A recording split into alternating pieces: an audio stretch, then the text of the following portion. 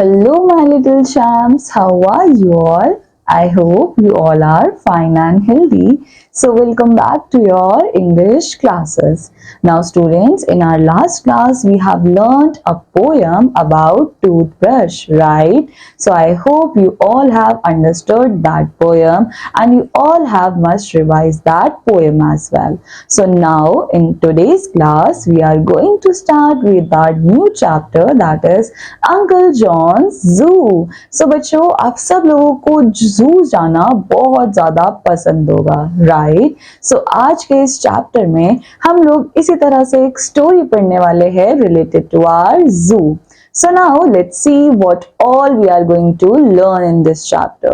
So a visit to Oxy Zoo, where Uncle John, the zookeeper, teaches kindness to animals and the importance of proper animal care.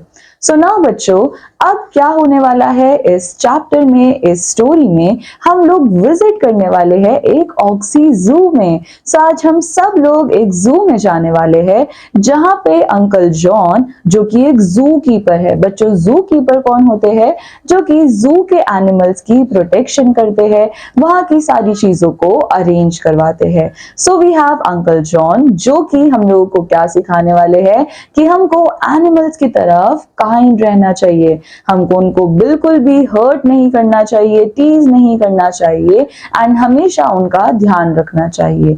So we are going to learn how to treat animals with kindness and the importance of proper animal care. So also आज के इस chapter में हम लोग ये भी पढ़ने वाले हैं कि क्यों एनिमल्स की केयर करना, क्यों एनिमल्स का ध्यान रखना इंपॉर्टेंट है. So now students, let's start with our chapter. So here we have word meanings as well. So chatter का मतलब क्या होता है? To make short or high sounds. Then we have furry. So furry का मतलब क्या होता है? एक ऐसा animal that is covered with fur. Then बच्चों, now let's start with our chapter. So on Sunday all of us went to Oxy Zoo. So बच्चों, यहाँ पे किस चीज की बात करी जा रही है? यहाँ पे संडे की बात करी जा रही है. एंड संडे को ये सारे बच्चे जो है वो कहाँ पर जा रहे हैं? ये ऑक्सी जू में जा रहे हैं. My Uncle John is the zookeeper. And बच्चों, यहाँ पे जो ये बच्चा है इसके अंकल जॉन है, जो कि जू कीपर है. एंड मैंने आप सबको बताया जू कीपर का मतलब क्या होता है? जो कि जू के एनिमल्स की प्रोटेक्शन करता है, उनको अच्छे से संभाल कर रखता है. So here we have uncle John, जो कि एक जू कीपर है. So he looks after all the animals. And see बच्चों, यहाँ पर look after all the animals का मतलब क्या है? कि वो ही सारे animals की केयर करते हैं, वो ही सारे animals का ध्यान रखते हैं. He sees that the animals get their food. And बच्चों, वो इस चीज का भी ध्यान रखते हैं कि सारे animals को उनका खाना जो है वो टाइमली मिल जाए. So he also sees that no animal is sick. And इसके साथ साथ वो और किस चीज का ध्यान रखते हैं? कि कोई भी एनिमल सिक ना हो. बच्चों, सिक का मतलब क्या होता है? बीमार होना. सो वो ये भी ध्यान रखते हैं कि कोई भी एनिमल जो है वो बीमार ना पड़े. When they are sick, Uncle John calls the animal doctor. And now बच्चों, जब ये एनिमल्स में से कोई भी अगर सिक पड़ जाता है, कोई भी बीमार पड़ जाता है, सो अंकल जॉन क्या करते हैं? वो एनिमल डॉक्टर को बुलाते हैं. सो बच्चों, जिस तरह से जब ह्यूमंस बीमार पड़ते हैं तो उनको भी ट्रीटमेंट लेने के लिए डॉक्टर के पास जाना पड़ता है. सो सिमिलरली जब एनिमल्स बीमार पड़ते हैं तो उनको भी ट्रीटमेंट लेने के लिए उनके एनिमल डॉक्टर्स को बुलाना पड़ता है. So the doctor gives them medicine and take care of them. अब बच्चों, जब भी हम डॉक्टर के पास जाते हैं तो डॉक्टर क्या करते हैं? वो हमको मेडिसिन देते हैं ना, यानी कि वो हमको दवाई देते हैं. सो सिमिलरली जब कोई एनिमल बीमार पड़ा है तो डॉक्टर उनको भी मेडिसिन देते हैं. सो सी, मेडिसिन तो एनिमल्स को भी खानी पड़ती है. सो अब ये डॉक्टर जो है वो एनिमल्स को मेडिसिन देते हैं, दवाई देते हैं, ताकि वो फटाफट जल्दी जल्दी ठीक हो जाए. एंड ऑल्सो वो उनका ध्यान भी रखते हैं. So uncle John says we must be kind to animals. So uncle John क्या बोलते हैं? कि हमको हमेशा एनिमल्स की तरफ काइंड रहना चाहिए, हमको हमेशा उनका ध्यान रखना चाहिए, उनको टीज तो बिल्कुल भी नहीं करना चाहिए एंड इवन उनको चोट भी नहीं पहुंचानी चाहिए. सो बच्चों, हम सब लोग आज इस चैप्टर से ये सीख कर जाएंगे कि हम कभी भी किसी एनिमल को परेशान नहीं करेंगे, क्योंकि ये बहुत एक गलत हैबिट होती है। So now students, next we have he takes us around the zoo. So अब अंकल जॉन जो है वो सारे बच्चों को कहाँ लेकर गए? जू घुमाने के लिए। सो अंकल जॉन शोज अस दी लायंस फर्स्ट। और इन बच्चों ने सबसे पहले क्या देखा? इन्होंने सबसे पहले देखा lion. We hear the Lions roar. और लायन क्या करता है? लायन रोर करता है, लायन दहाड़ता है ना।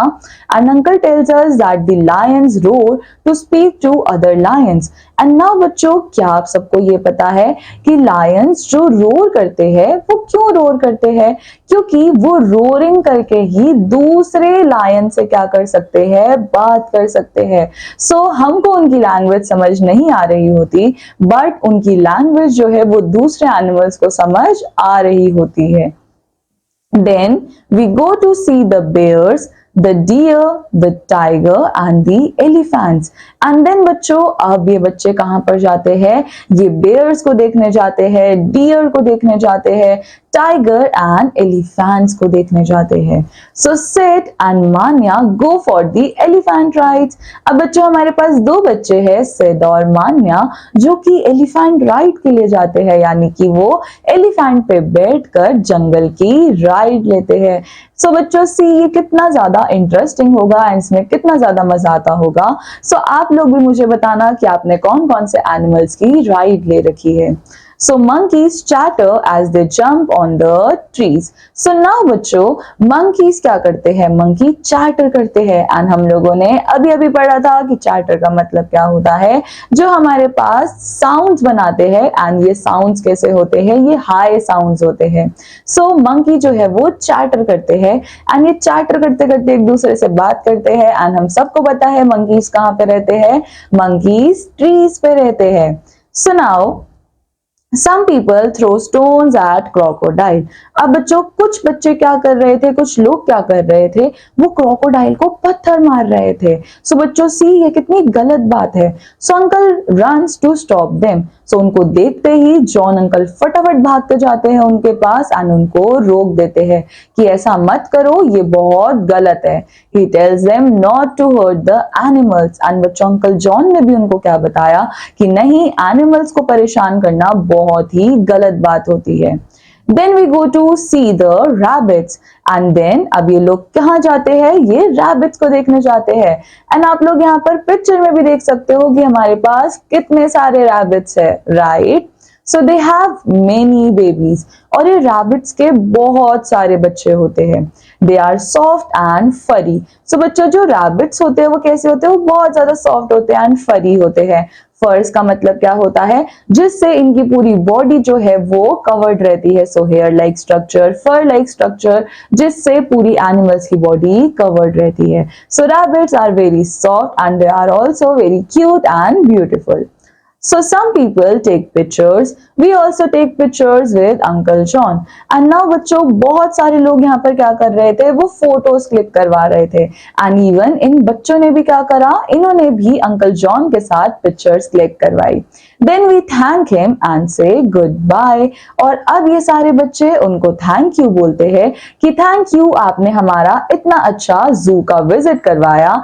एंड नाउ अब ये सारे एक दूसरे को गुड बाय बोलते हैं।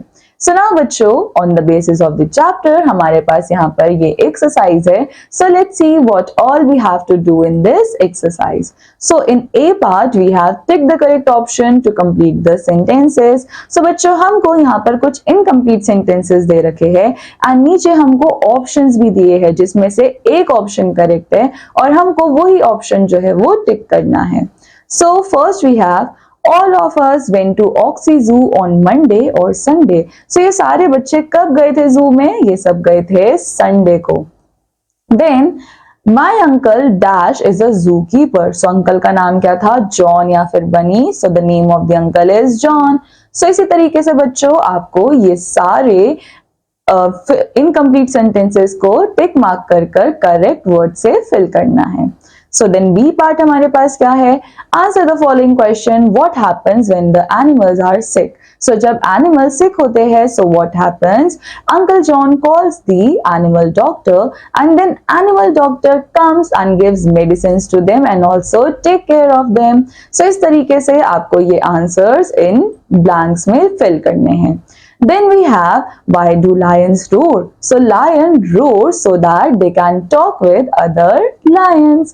So इस तरह से आप लोगों को B पार्ट के आंसर्स को कंप्लीट करना है। Then बच्चों we have one word wonderland. So यहाँ पे आपको जितने भी वर्ड्स दे रखे हैं आपको इनको अलाउड पढ़ना है। Then D पार्ट में you have fill in the blanks, जिसमें आपको इन vowels का यूज कर कर इन ब्लैंक्स को फिल करना है। Then you all have grammar safari, listen and speak well, and also you have fun activity.